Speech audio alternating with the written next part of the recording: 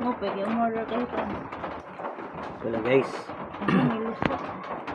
Ito yung ginagamit kong pang paningas ng ano, para starter, kasi hirap na hirap kapag tulad ngayon, umuulan. Sa likod ako ng bahay kasi biglang naubusan ng gas.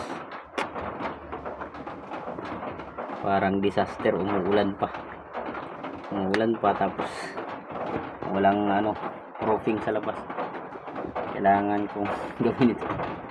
Ubusan ng gas, tapos sira yung rice cooker, complete disaster. Ayan, tapos sa likod dumi pa ito sa labas,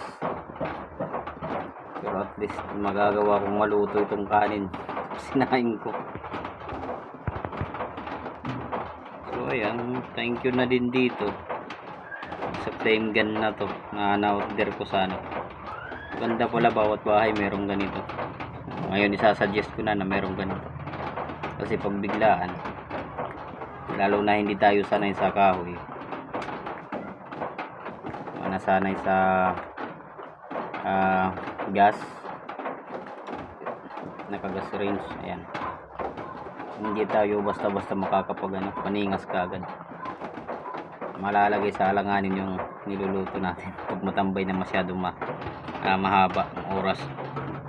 Kaya kailangan talaga natin dito. Ayan, tinira ko lang mga 1 minuto, ningas na siya kagad. Okay na. Ayan,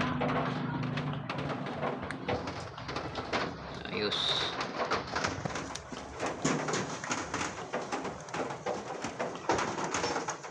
Ulan pa yan, ulan. Doon na lang natin diskarte. Pinayungan natin ang plywood.